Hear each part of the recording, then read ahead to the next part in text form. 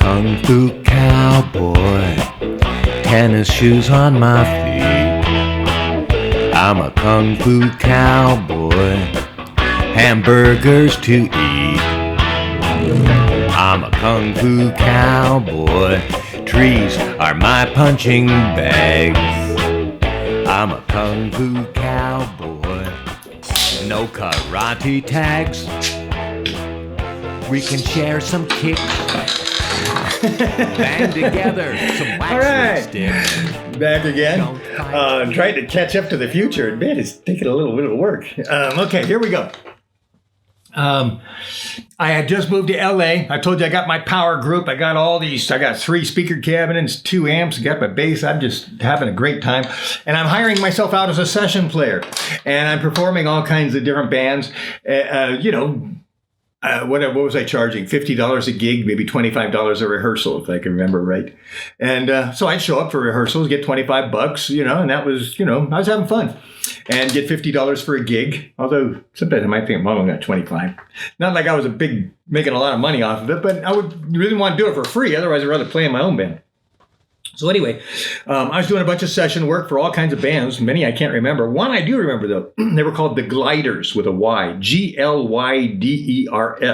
And the reason I point them out is because about 15 years ago, I crossed tracks with that guy. And he goes, "Oh, I remember you. You were a really good bass player, really solid." We did the Troubadour, one gig I can remember in particular. And the only reason I remember that gig is it was horrendous for me. I think I pulled it off. But what made that gig so bad was I was out with my recording engineer from Capitol Records. Maybe I won't mention names, but because there's drugs and all kind of things going on, so I'll be reluctant to give a lot of information if I have the names. Anyway. Where am I? But that recording engineer, anyway. Okay, so how did I get lost there? Yeah, I got lost because I hit on him. But anyway, so I'm performing in all kinds of gigs and stuff like that. But there was some reason I mentioned him. He came into the story. Okay, we're going to jump over that, I guess. Okay, but anyway, I'm with Capitol Records. Well, actually, Capitol Records, I got all kinds of fun stories about that. Because I worked for Capitol Records. I actually remodeled speakers for them and rehung stuff and did stuff. I even built an entire console for them. In fact, about 10 years ago, I got a call from somebody in Detroit, I think. And he goes, "Are you Richard O'Connor?" I went by Richard O'Connor from 1980 to 2007 when I became a Freemason. Got stories there. I was actually a Freemason for 8 years. Illuminati. But anyway, I looked for them. But anyway, we'll tell stories about that later. But okay. It's hard bouncing around. But Capitol Records, I was friends with them. I knew everybody. I knew the heads of all the departments and stuff like that. And Bobby Columbia, A&R, and he should have done something for me. I always thought something was going to happen, but I just wasn't pushing. I needed a manager. I was just having fun and trying to get along with people and not be pushing. I guess if I would have been more pushy, I'd be much more successful. But anyway, I'd hang out at Capitol Records. And under the basement of Capitol Records is the echo chambers. And what they do is they've got these big, long, like hallways. It's just like a hallway, a concrete hallway that they built.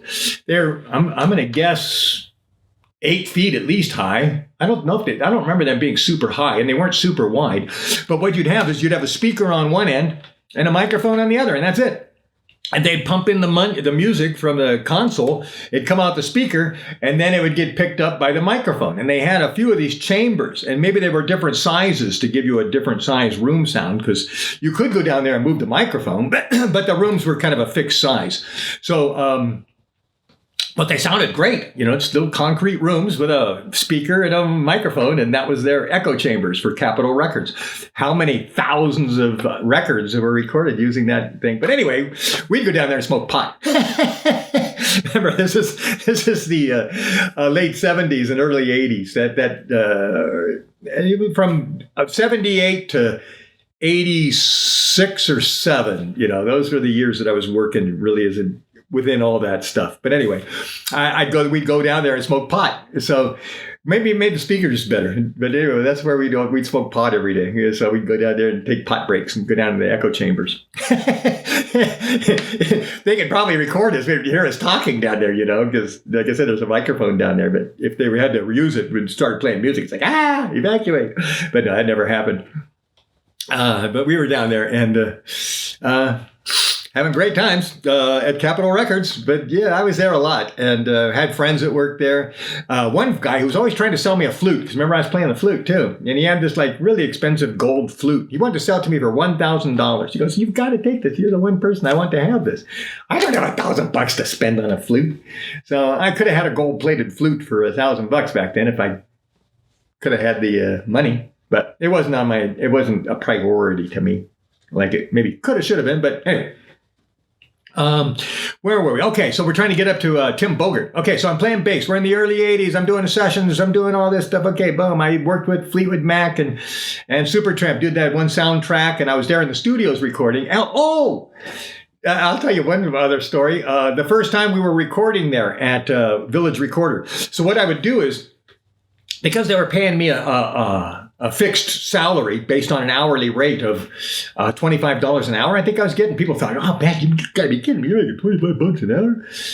I think I gave them a deal on the weekly rate though. Maybe I was only charging them $15. But anyway, I would say, "Hey, why don't you knock off this many hours and give me a credit to go into the studio?" And instead of paying $150 to $250 an hour, they charged me $50 an hour. So I would have to come up with like a minimum. It was like $250, $300, and I could get any of their studios all night long. Basically from the time that the daytime artists would leave, which would be about 8 o'clock. So we'd get in there from 8 to 10, and we'd have it till sunrise.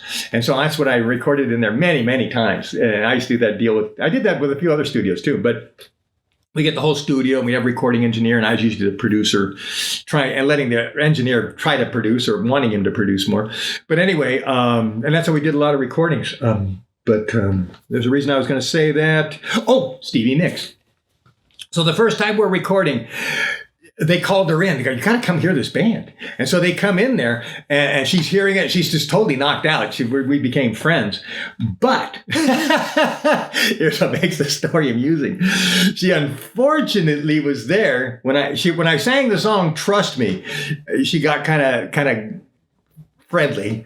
But then the next song I sang was called "Showgirls." And I didn't explain to her that it was from a rock opera. And it was a part of a rock opera where the evil person is singing about being evil. In fact, it's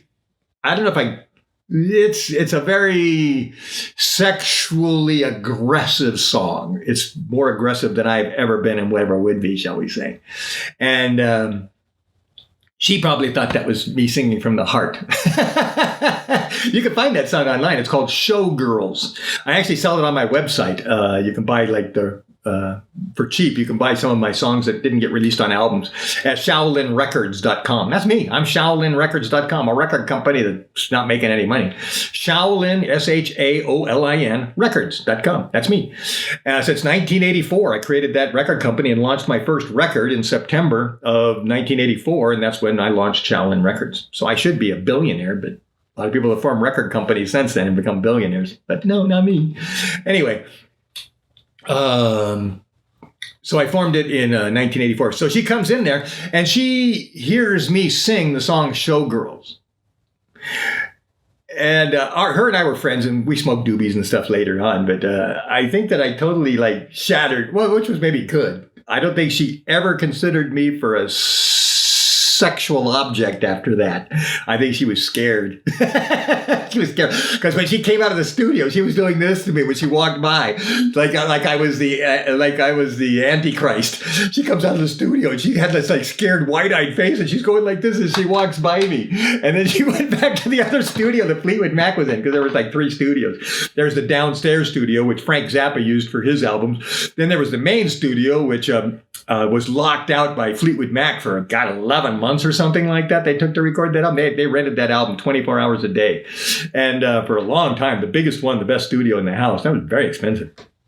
And then she went back to her room. But but I'll never forget that, watching Stevie Nicks walk by me like this, and doing the cross like I'm the devil. And later, when she formed her record company, and it was kind of a folk rock label. She couldn't consider me for that, even though I was playing acoustic and I had a folk rock side, because she knew me as this aggressive, sexual hard rocker, and so she wouldn't sign me to her new label. Nikki, what was it called? East Wind or something, I forget. But because I tried, and I even had an agent. And I go, hey man, what's with Stevie? Here, you sell it, you package it. And he actually went into the studio with me. He said, let me remix a couple of these songs. So we went in and remixed a couple of songs, and he took them to her, and she still said, no, that's too hard rock for my record label. I don't know what happened to that, but that was back in the mid 80s. She formed a record label, I think, partnered with it. Okay, where were we? Okay, so we're in the mid 80s. We're trying to get, so we're there. Tim Bogert, my only bass teacher. In fact, he was when I was still living in Venice. So we're going to say 1980. I don't think 70, could have been 79 even. I could look on my cassette. I've actually got a cassette that I recorded some of our lessons. And I probably have a date on there. So we'll say 1980, but it could have been 79. But we'll say 80. And he was going through a divorce. He was living in Van Nuys, I think. I was in Santa Monica. And I would drive up to his apartment and get an hour bass lesson. And it was really cool. And I think he was charging me $25 an hour. And I got at least a half a dozen lessons. I'm not sure. We can look on the tape. I don't know if they're all on that. But got this long cassette tape. But okay, now the story of Tim Bogert. All right, I got 11 minutes. Now, I told you I saw him originally with Vanilla Fudge and Hendrix. And then later he was with Cactus. And then he was with Beck, Bogert, and Appice, however you want to say his name. Carmen Appice. And who was later with Rod Stewart. And then where was he after that? I don't know. But anyway, the fact is he was, at that time, he wasn't in any band. And he was doing session work. He was a session bass player, just like me. And so I had heard about him because I actually asked, hey, you guys know about Tim Bogert? And he's just passed away recently. I tried to hit him up. I saw him on the internet, but he didn't respond, or whoever's handling his website didn't get the information to him, but he's gone now. So had a chance to reconnect with him and couldn't make it happen. Sorry. I've tried. It's hard for me to connect with people on the internet. Even Michael J. Fox, I haven't been able to connect with him in the last 20 years, but I guess that's just never going to happen. But because like I said, we were friends. And anyway, where were we? Yeah, it's kind of sad. I was thinking about Michael J. Fox because, yeah. Tim Bogert. So I'd go up to his place. Now, here's the scuttlebutt, first of all. The scuttlebutt on him was, and I hear about this from several sessions because, like I said, I'd talk and I was hanging out with the Porcaros and all kinds of famous session players who later formed Toto, and I was actually there for some of that. But anyway, it was really fun being in the recording industry business. But all the cocaine, oh man, that's one of the reasons I never became famous, is because the recording artists, all the big stars, probably thought I was a cop. Well, they probably didn't think I was a cop, but I was just too straight-laced. I started in Kung Fu in 1980. So I was healthy. And even then, before then, I would make all my band members do jump ropes and stuff like that. Before rehearsals and stuff, I was always trying to get people in shape. It was just natural. And I played tennis before I started Kung Fu in 1980. So, okay, where were we? Tim Bogert. I'm up there getting the bass lessons from him. What happens? Well, what happens is that everybody's bad talking him. They're going, he overplays. Now, if you listen to any of his recordings, yes, he does overplay. He's not like me. He doesn't play the R&B style. He goes, that would be his style. So the difference in those two styles is the difference between being a very creative bass player, if you can get away with it in your own band, but not the kind of bass that people want to hire you for to play on their cat food commercial, which was one of the things I heard. It was a cat food commercial, believe it or not. And they were doing a jingle for it. He was hired to play the bass. And they said it was just frustrating for them to get a decent bass thing out of him that they could use because he kept overplaying. He was putting too many notes in. So this is very important in terms of my musical development. So here I am, my teacher, my mentor is actually criticized for playing too much. And when you listen to his lessons there, I kind of realized that too. He's teaching me how to overplay. But it was good because if you can overplay, you can underplay. But there's a whole thing that developed my whole style and my professionalism as a guitar player and as a bass player.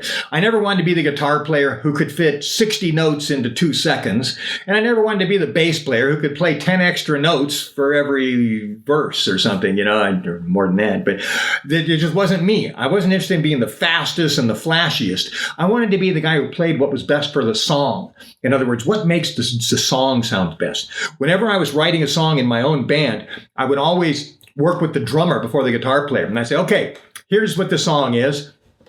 I'd usually record it on acoustic guitar so he'd know it. And then we'd play it on bass and drums. And we'd get the bass and drums to lock in so that I wasn't playing more that we would kind of work it out. He could figure out where the spaces were to play, and I could kind of figure out where the accents were that he was playing, so I could tag him, and then we could leave each other little gaps. And so I had this relationship with bass players. I always did. And so that was always really, that's my style. That's my style. So the same with my drumming now. I'm trying not to overplay on my drums, which of course, for the last year, I've been playing drums again now. I got a drum set a year ago, and I'm actually getting good again. I'm right now barely good. I actually am barely good. I couldn't be a session bass player. I'm a drummer. I'm not that good. But I'm barely good enough to do everything I want to do because I don't have to overplay. So anyway, there's my style. I'm at 15 minutes. Tim Bogert was the one bass player instructor I ever had, but I had to unfortunately scale back from everything that he taught me. Although he taught me how to move all over the place, he didn't. His style of bass is not my style of bass.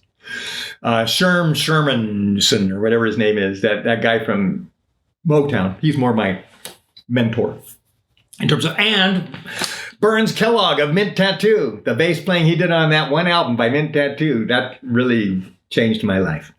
Okay, so let me leave it at that. We got to Tim Bogert, and the only bass lessons I've ever had. All right. See you in the next podcast.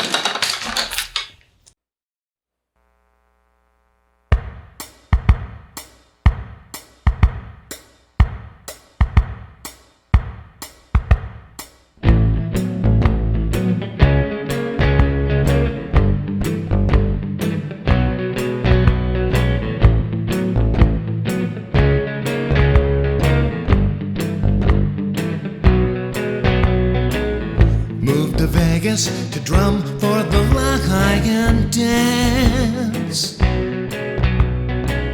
Left California to end a 20-year romance. But at the end of the Chinese New Year, they were done using me and said, move out of here. So I was stuck in Vegas without a job or a friend, homeless, living in the backyard of a Freemason. He put me to work laying concrete and cleaning. But at the end of the month, he said, it's time you were leaving. Use me for something you need. Use me for a place I can sleep. Use me, I need something to eat. Now work for real cheap. So as I write this song, I've got no place to go. I'm looking for a job, I'm looking for a home. This is the scariest year that I've ever known. Waiting for a paycheck to see where I'm going. Use me for something you need.